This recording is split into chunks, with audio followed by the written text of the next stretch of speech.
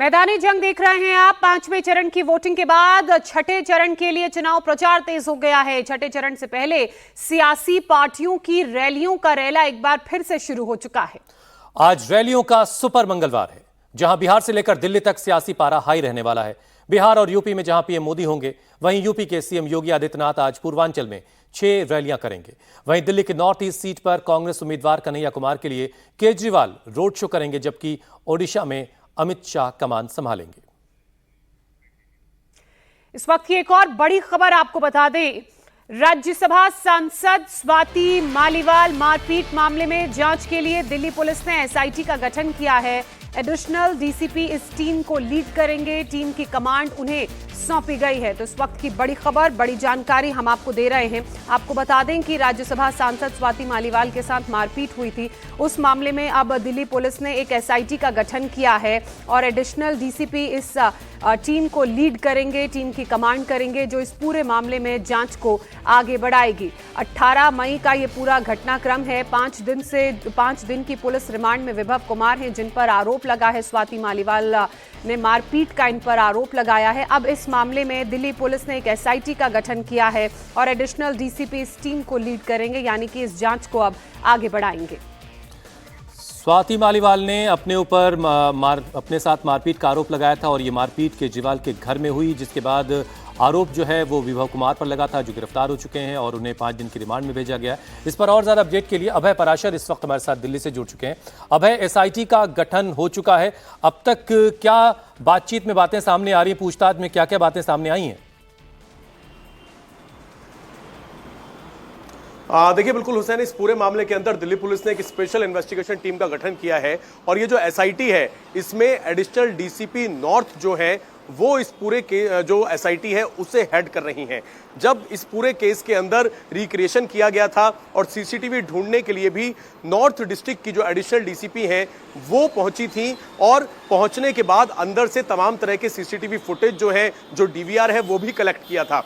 क्योंकि इस पूरे मामले के अंदर दिल्ली पुलिस कमिश्नर जो है वो खुद नजर रखे हुए हैं। इसी वजह से पल पल की इस पूरे केस की जो अपडेट है वो दिल्ली पुलिस कमिश्नर को दी जा रही है। जब विभव की गिरफ्तारी की गई, क्योंकि विभव पहले मुंबई गया हुआ था, लेकिन जैसे ही वो वापस आया, सीधा सीएम आवास में उसकी गाड़ी जो है वो एंट्री कर गई। उसके बाद विभव को गिरफ्तार किया गया। विभव से पूछताछ के दौरान जो बातें अब तक निकलकर सामने आई हैं हुसैन, उसने सबूत मिटाने की कोशिश की है और यही वजह है कि एफआईआर के अंदर सबूत मिटाने का सेक्शन जो है वो भी ऐड किया गया है। और इसके साथ ही जो मोबाइल फोन था विभव का, उसे फॉर्मेट किया गया है। ये जानकारी पुलिस को मिली है कि उसने सबूत मिटाने के लिए मोबाइल फोन को फॉर्मेट कर दिया और सीसीटीवी फुटेज जो है उनसे भी छेड़खानी सीएम आवास में की गई है। ये तमाम चीजें निकलकर सामने आई, यही कोर्ट के अंदर रखी गई हैं। और अभी क्योंकि कुछ और दिन की कस्टडी जो है विभव की थी, टोटल 5 दिन की कस्टडी दी गई थी, 2 दिन उससे पूछताछ की गई। अब पुलिस जो है उसे मुंबई भी लेकर जा सकती है कि उसने कहां कहां पर सबूत मिटाने की कोशिश की, उसके मोबाइल फोन से क्या क्या सबूत गायब हुए, क्योंकि सीएम आवास के अंदर भी विभव को लेकर आया गया था, जिसके बाद वहां से भी एक डीवीआर जो है वो पुलिस ने कलेक्ट किया है। तो अब ये जो एसआईटी की टीम है वो इस पूरे केस की जांच कर रही है। विभव को कुछ जगहों पर लेकर जाया जा सकता है पूछताछ के लिए। स्वाति मालीवाल को भी सीएम आवास जो है वहां पर लेकर आया गया था, उनका मेडिकल कराया गया था और उस मेडिकल में भी कई सारी चोटों का जिक्र है। तो इस पूरे केस की जांच लगातार आगे बढ़ रही है और ये जो एसआईटी की टीम है, इसको लीड तो नॉर्थ डिस्ट्रिक्ट की ही एक महिला एडिशनल डीसीपी कर रही हैं, लेकिन इनके साथ ही चाहे हम क्राइम ब्रांच की बात करें या स्पेशल सेल की बात करें, जो सीनियर ऑफिसर्स हैं वो भी नजर बनाए हुए हैं और जांच। और यही कारण है कि जो एसआईटी का गठन किया गया है उसकी जिम्मेदारी महिला अधिकारी को दी गई है। आप बने रहिए हमारे साथ। इसी बीच राज्यसभा सांसद स्वाति मालीवाल से मारपीट मामले में एक और बड़ी अपडेट हम दे दें। अरविंद केजरीवाल अब बुरी तरह से गिरते हुए नजर आ रहे हैं। गिरफ्तार विभव कुमार की पुलिस रिमांड का आज जहां तीसरा दिन है, वहीं विभव की 5 दिन की रिमांड के दौरान दिल्ली पुलिस विभव से तमाम सवाल पूछेगी। हालांकि ये जानकारी भी मिल रही है कि उसने मोबाइल फॉर्मेट कर दिया है, लेकिन पुलिस के पास इस तरह की टेक्नोलॉजी होती है जिससे उस डेटा को, जो इमीडिएट फॉर्मेट होता है, उसे रिकवर किया जा सकता है। वो भी कोशिश पुलिस की तरफ से की जाएगी। और सोमवार को दिल्ली पुलिस ने सीएम हाउस पर एक बार फिर से क्राइम सीन को रिक्रिएट किया था। विभव को लेकर सीएम हाउस गई थी दिल्ली पुलिस की टीम और करीब 1.5 घंटे तक वहां पर 13 मई की जो घटना है उसका सच जानने की कोशिश की गई। इसके बाद पुलिस मारपीट के आरोपी विभव को लेकर उनके हाउसिंग बोर्ड वाले घर पर पहुंची और वहां पर भी छानबीन हुई। दरअसल राज्यसभा सांसद स्वाति मालीवाल की एफआईआर के मुताबिक उनके साथ 13 मई को सीएम आवास के अंदर मारपीट हुई थी और इसीलिए पुलिस आवास के अंदर 2 दौर की छानबीन कर चुकी है। इससे पहले 17 मई को भी दिल्ली पुलिस पीड़िता स्वाति मालीवाल को लेकर सीएम हाउस गई थी, जहां पुलिस ने 13 मई को हुए पूरे सीन को रिक्रिएट किया था। स्वाति मालीवाल से आप बीती सुनी थी। सोमवार को विभा को लेकर पुलिस सीएम हाउस पहुंची थी और सीएम हाउस से डीवीआर एक पुलिस की टीम लेकर आई थी। एक तरफ मारपीट केस की जांच चल रही है तो वहीं दूसरी तरफ स्वाति मालीवाल ने आम आदमी पार्टी पर सनसनीखेज आरोप लगाए हैं। स्वाति मालीवाल ने सोशल मीडिया पर पोस्ट के जरिए आरोप लगाया कि पार्टी के कार्यकर्ताओं को कॉल करके उनके पर्सनल वीडियो मंगवाए जा रहे हैं। स्वाति के मुताबिक आम आदमी पार्टी के कार्यकर्ताओं से ये कहा जा रहा है कि उनके पास अगर स्वाति मालीवाल का कोई भी पर्सनल वीडियो है तो वो भेजा जाए ताकि उस वीडियो को लीक करवाया जा सके। स्वाति ने यह भी आरोप लगाया कि उनके रिश्तेदारों की गाड़ियों के नंबर से उनकी डिटेल्स ट्वीट करवाकर उनकी जान खतरे में डाली जा रही है। स्वाति ने चेतावनी दी है कि वो इस झूठ के लिए कोर्ट तक इन लोगों को ले जाएंगी। स्वाति मालीवाल का पूरा पोस्ट क्या है वो आपको दिखाते हैं। कल से दिल्ली के मंत्री झूठ फैला रहे हैं, ये पोस्ट किया है स्वाति ने। मुझ पे भ्रष्टाचार की एफआईआर हुई है, इसलिए बीजेपी के इशारे पर मैंने ये सब कुछ किया है। ये एफआईआर 8 साल पहले 2016 में हो चुकी थी, जिसके बाद मुझे सीएम और एलजी दोनों ने 2 बार और महिला आयोग की अध्यक्ष नियुक्त किया। केस पूरी तरह फर्जी है, जिस पर 1.5 साल से माननीय हाईकोर्ट ने स्टे लगा रखा है, जिन्होंने माना है कि पैसों का कोई लेन देन नहीं हुआ। विभव कुमार के खिलाफ कंप्लेंट देने तक मैं इनके हिसाब से लेडी सिंघम थी और आज बीजेपी की एजेंट बन चुकी हूं। पूरी ट्रोल आर्मी मुझ पर लगा दी गई है, सिर्फ इसलिए क्योंकि मैंने सच बोला। पार्टी के सभी लोगों को फोन करके बोला जा रहा है कि स्वाति की कोई पर्सनल वीडियो है तो भेजो, लीक करनी है। मेरे रिश्तेदारों की गाड़ियों के नंबर से उनकी जानकारी ट्वीट करवाकर उनकी जान खतरे में डाली जा रही है। खैर, झूठ ज्यादा देर तक टिक नहीं पाता, पर सत्ता के नशे में किसी को नीचा दिखाने के जुनून में ऐसा ना हो जाए कि जब सच सामने आए तो अपने परिवारों से भी नजर ना मिला पाओ। तुम्हारे हर फैलाए झूठ के लिए तुम्हें कोर्ट लेकर जाऊंगी। ये पोस्ट, लंबी चौड़ी पोस्ट की है स्वाति मालीवाल ने। तो स्वाति मालीवाल और आम आदमी पार्टी के बीच ये जंग लगातार जारी है। स्वाति ने लिखा कि क्या हथकंडे आम आदमी पार्टी की तरफ से अपनाए जा रहे हैं, किस तरह से उन्हें परेशान किया जा रहा है। भ्रष्टाचार का जो 2016 का केस था उसका भी जिक्र उन्होंने किया, जिस पर पिछले 1.5 साल से कोर्ट में स्टे लगाई गई है। और उनका यह भी कहना है कि उस कोर्ट केस के बाद भी 2 बार उन्हें महिला आयोग का अध्यक्ष चुना गया। वहीं स्वाति के इस पोस्ट को लेकर जो तमाम अपडेट है वो हम आपको दे रहे हैं। आम आदमी पार्टी की सीनियर लीडर और दिल्ली सरकार में मंत्री आतिशी ने आरोप लगाया कि स्वाति बीजेपी के इशारे पर काम कर रही हैं और इसके लिए आतिशी ने एक पुरानी एफआईआर का हवाला दिया। आतिशी ने क्या आरोप लगाया, देखिए आप। अभी पिछले कुछ दिनों में ही हमने देखा किस तरह से स्वाति मालीवाल जी को मोहरा बनाकर अरविंद केजरीवाल जी के खिलाफ एक षड्यंत्र रचा गया। किस तरह से उनका इरादा था कि अरविंद केजरीवाल जी पे आरोप लगेंगे। हमारा मानना है कि स्वाति मालीवाल जी पर उनके एसीबी के केस को लेकर दबाव बनाया गया और उनको इस षड्यंत्र का चेहरा बनाया गया।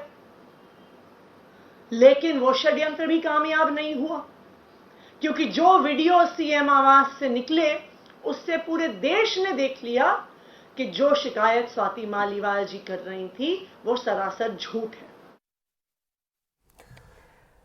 तो आतिशी सीधे तौर पर यह कह रही हैं कि बीजेपी के इशारे पर यह सब कुछ कर रही हैं स्वाति मालीवाल। केजरीवाल को फंसाने की ये एक साजिश है। भास्कर मिश्रा इस वक्त मेरे साथ जुड़ चुके हैं, विशाल पांडे हैं, अभय पराशर हैं। सबसे पहले भास्कर, आप समझाइए कि कई दिन हो चुके इस पूरे मामले को, कारण कुछ समझ में आ रहा है कि आखिर स्वाति मालीवाल के साथ केजरीवाल के घर के अंदर मारपीट क्यों हुई?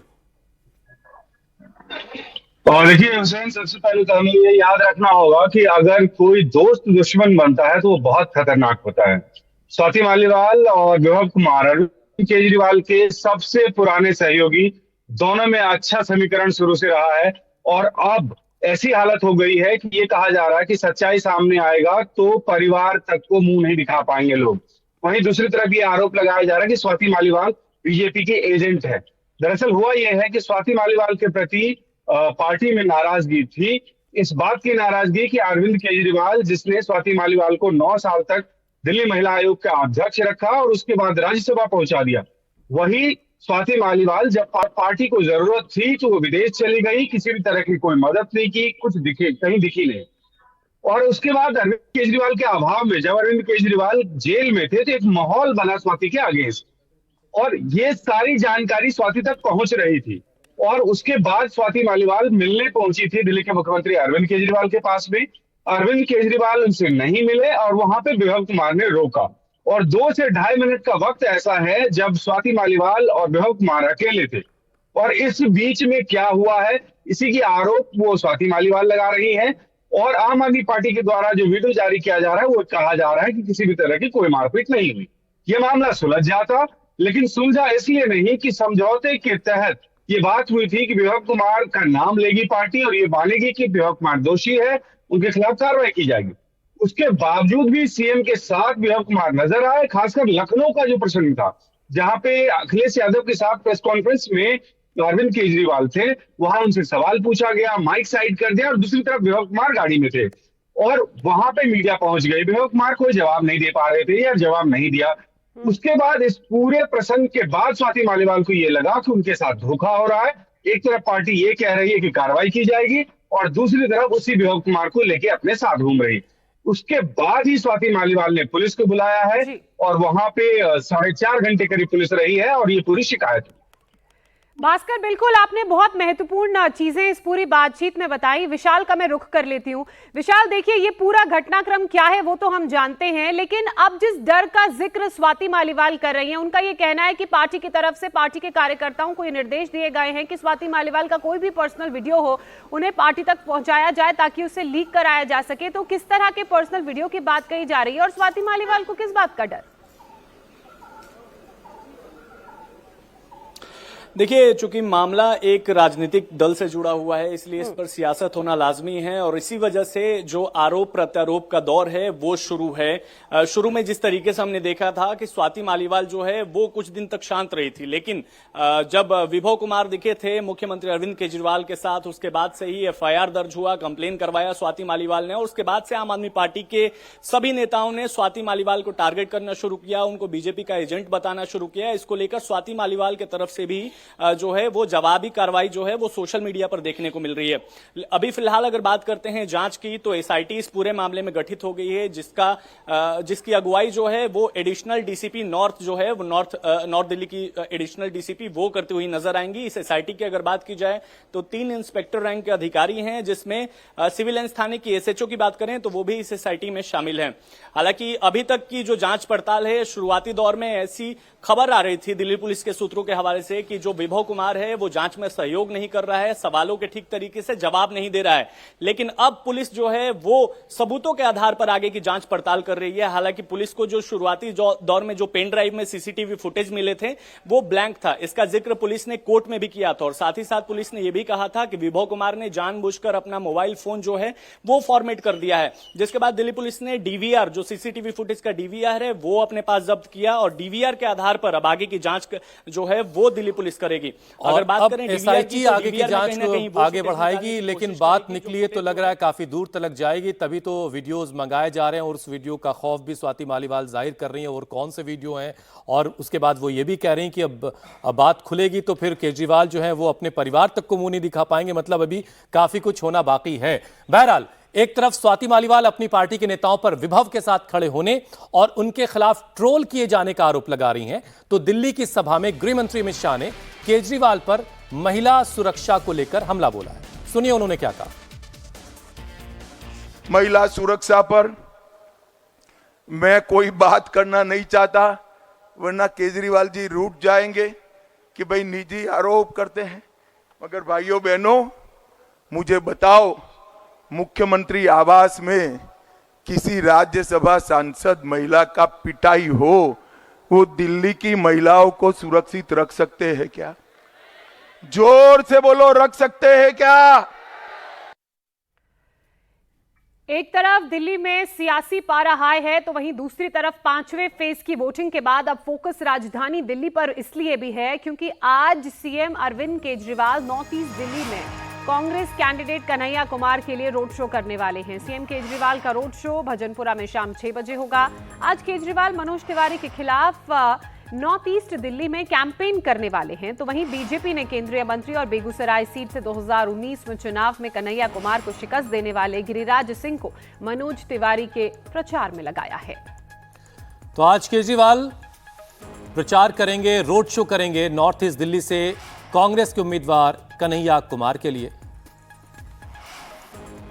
पीछे पड़े हैं हमारे, आप देख रहे हो मनीष सिसोदिया को गिरफ्तार कर लिया, संजय सिंह को गिरफ्तार कर लिया, मेरे को गिरफ्तार कर लिया, सतेंद्र जैन को गिरफ्तार कर लिया।